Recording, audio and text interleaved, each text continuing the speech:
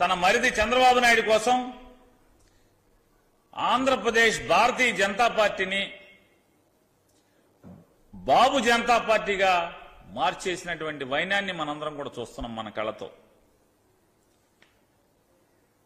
ఈ పురంధేశ్వరి అనేటువంటి చంద్రబాబు నాయుడు వదిన గారు నాడు ఎన్టీ రామారావు గారిని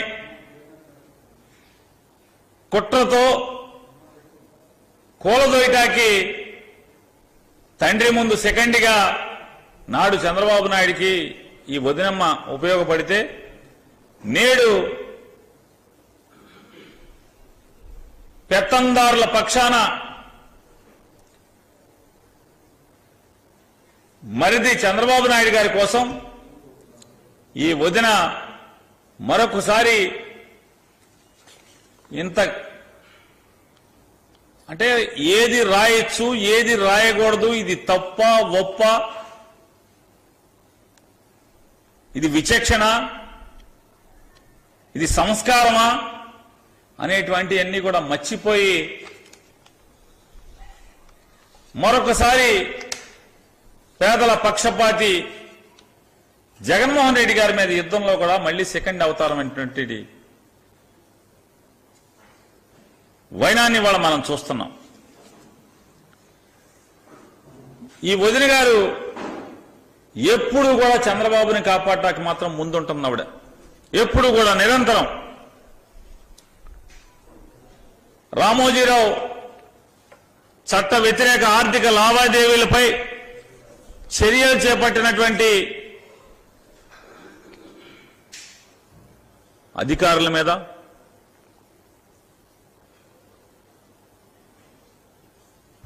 ఈవిడ ఈ నిందారోపణలు తప్పుడు ఆరోపణలు ఇవాళ సంధించినటువంటి పరిస్థితి. అలాగే ఆంధ్రప్రదేశ్ రాష్ట్రంలో భారతీయ జనతా పార్టీకి సంబంధించినటువంటి ఒరిజినల్ గా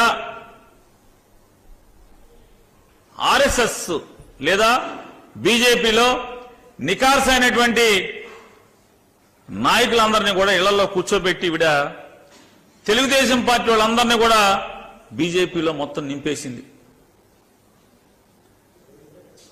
ఇవాళ ఎవడయ్యా పోటీ చేస్తున్నాడు? 1980వ సంవత్సరంలో భారతీయ జనతా పార్టీ ఉద్భవిస్తే ఇది 2024 అంటే ఈ 44 ఏళ్లు భారతీయ జనతా పార్టీ జెండా మోస్తున్నాడు లేదా రాష్ట్రీయ స్వయం సేవక్ సంఘ సభ్యుడిగా ప్రారంభమై ఆర్ఎస్ఎస్ నుంచి భారతీయ జనతా పార్టీలోకి వచ్చి భారతీయ జనతా పార్టీ జెండా మోస్తున్నటువంటి ఎవడన్నా పోటీ చేస్తున్నాడో ఒక్కడన్నా ఉన్నాడా? ఇవాళ 6 పార్లమెంట్లు 10 అసెంబ్లీలు తీసుకున్నారు భారతీయ జనతా పార్టీ. ఈ బలం ఉందా లేదా, ఎందుకు ఇన్ని సీట్లు ఇచ్చాడు చంద్రబాబు అనేది తర్వాత మాట్లాడుకుందాం. మీకు నాకు తెలుసు ఆ కిటికీ ఏంటనేది. భారతీయ జనతా పార్టీకి ఇన్ని సీట్లు అంటే 24% బలం ఉన్నటువంటి కాపుల సంఖ్య ఉన్నటువంటి కాపులందరికీ నేనే తురుపు ముక్కనని చెప్పేటువంటి పవన్ కళ్యాణ్ గారి పార్టీకి ఎన్ని టికెట్లు? 2 పార్లమెంట్లు.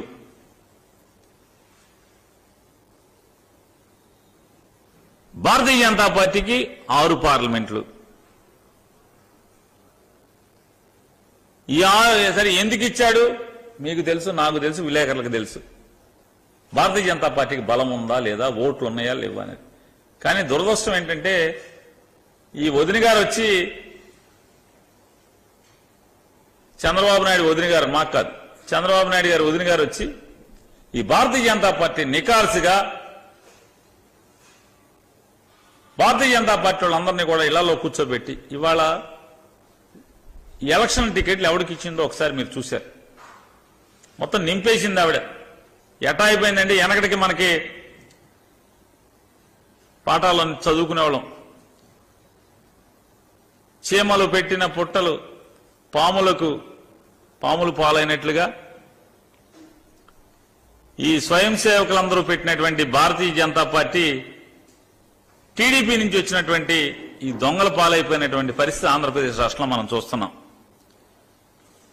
ఇవాళ దేశంలో దొంగలు పడ్డారో లేదో కానీ భారతీయ జనతా పార్టీలో మాత్రం తెలుగుదేశం పార్టీ దొంగలు పడ్డారనేది మీరు గమనించుకోవాల్సిన, ఢిల్లీ వాళ్ళందరినీ కూడా గమనించుకోమని చెప్తున్నాను. ఇవాళ రామోజీరావు ఏదైతే రామోజీరావు చట్ట వ్యతిరేకంగా ఆర్థిక అక్రమాలు చేసి తప్పుడు పనులు చేశాడో, ఆయన చేసినటువంటి తప్పుల్ని, పాపాలని, లేదా చంద్రబాబు నాయుడు గారు చేసినటువంటి జనం సొమ్ము లూటీ చేసినటువంటి పాపాలకు కానీ అధికారులు ఎవరెవరైతే చర్యలు చేపట్టారో ఈ లిస్టులో వాళ్ళందరూ ఉన్నారు. ఈ 22 మందిలో రామోజీరావు మీద, చంద్రబాబు నాయుడు మీద చట్టపరమైన చర్యలకు ఎవరైతే ఉపక్రమించారో వాళ్ళు చేసిన పాపాల మీద వాళ్ళందరి పేర్లు రాసి తప్పుడు ఆరోపణలు చేసి నిర్లజ్జగా, నిస్సిగ్గుగా, హేయంగా, నిరాధారమైనటువంటి ఆరోపణలు చేసి వాళ్ళందరూ కుటుంబ సభ్యులను కూడా ఇందులోకి లాగింది. ఇవాళ ఏంటయ్యా అంటే వదిన గారి కార్యక్రమం మరిది కళ్ళల్లో ఆనందం చూడాలి. మరిది కళ్ళల్లో ఆనందం కోసమే బరితెగించి పోలీసు ఉన్నతాధికారులు 22 మంది మీద ఈ రకమైనటువంటి తప్పుడు ఫిర్యాదు. ఇది బరితెగింపు కాక ఏమంటారు? వదిన గారి బరితెగింపు కాక ఏమంటారు దీన్ని? ఈ పురంధరేశ్వరి గారు ఎలా ఉందంటే ఆవిడ తంతు భారతీయ జనతా పార్టీ అధ్యక్షురాలు కాదు, రెండావుల దూడగా ఉంది. ఆవిడ తంతంతా కూడా రెండావుల దూడ. రెండావుల దూడ అంటే ఏంటి? ఆవు దగ్గరికి వెళ్ళి పాలు తాగేస్తుంది, ఈ ఆవు దగ్గరికి వెళ్ళి పాలు తాగేస్తుంది ఆవు దూడ. ఆ తంతు, ఆ మోడల్లో ఈవిడ తెలుగుదేశం పార్టీకి, భారతీయ జనతా పార్టీకి పడదు. ఎప్పుడు మొన్నటి దాకా పవన్ కళ్యాణ్ తన్నిచ్చుకుని, కొట్టించుకుని, అవమానాలు, తిట్లు పడ్డే వాళ్ళని ఒప్పించేంత వరకు కూడా భారతీయ జనతా పార్టీకి, తెలుగుదేశం పార్టీకి పడదు. అది అందరికీ తెలిసి సత్యమే కదా. ఈవిడ వదిన గారు పడకపోతే చంద్రబాబు నాయుడు ప్రజాధనం లూటీ కేసులో జైలుకి వెళ్తే చంద్రబాబు నాయుడు గారి కొడుకుని అమిత్ షా దగ్గరికి చేయి పట్టుకుని తీసుకెళ్తుంది, అపాయింట్మెంట్ ఇప్పిస్తుంది, బెయిల్ ఇప్పించమని అడుగుతుంది.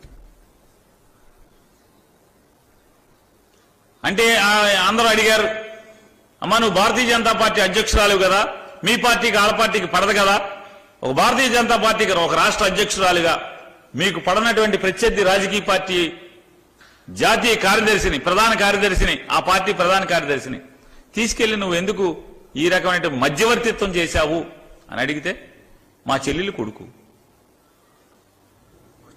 వచ్చేశాడు. చెల్లెలు కొడుకుని తీసుకెళ్లాను, తండ్రి డబ్బులు తినే జైల్లో ఉన్నాడు, అందుకని మా చెల్లెల్ని కొడుకుని బెయిల్ అడగటానికి తీసుకొచ్చాను. అందుకే రెండావులు దూడ అంటున్నాం. పార్టీలు అయితే పార్టీలు లేకపోతే సుట్టరకాలు.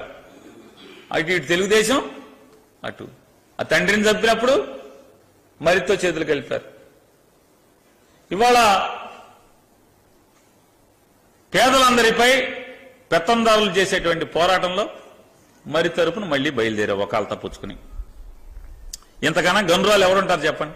భారతీయ జనతా పార్టీ వాళ్ళు కనుక నికార్సైన భారతీయ జనతా పార్టీ వాళ్ళు, రాష్ట్రీయ స్వయం సేవకులందరూ కూడా గర్వపడండి. మీరందరూ కూడా ఇంత మంచి వదిన గారు దొరికింది, ఇంత గనురాలు మీ పార్టీలో మొత్తం మిమ్మల్ని అందరినీ కూడా తోసేసి తెలుగుదేశం వాళ్ళందరికీ టిక్కెట్లు ఇచ్చేసి ఎటు కావాలంటే అటు తెలుగుదేశం పార్టీ కార్యదర్శిని తీసుకెళ్లి బెయిల్ కోసం మీ పెద్దలతో కలపగలదు. గట్టిగా నిలదీస్తే మా చెల్లెలు కొడుకు అంటది, మీకు పిల్లలు లేరా, మీకు చెల్లెలు లేరా అంటది. అటువంటి గనురాలు ఈవిడ.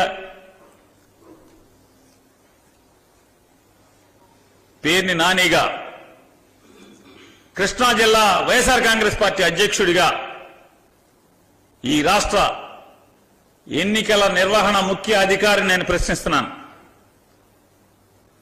ఈ ఆంధ్రప్రదేశ్ రాష్ట్ర ఎన్నికల నిర్వహణ ముఖ్య అధికారి గారిని నేను ప్రశ్నిస్తున్నాను.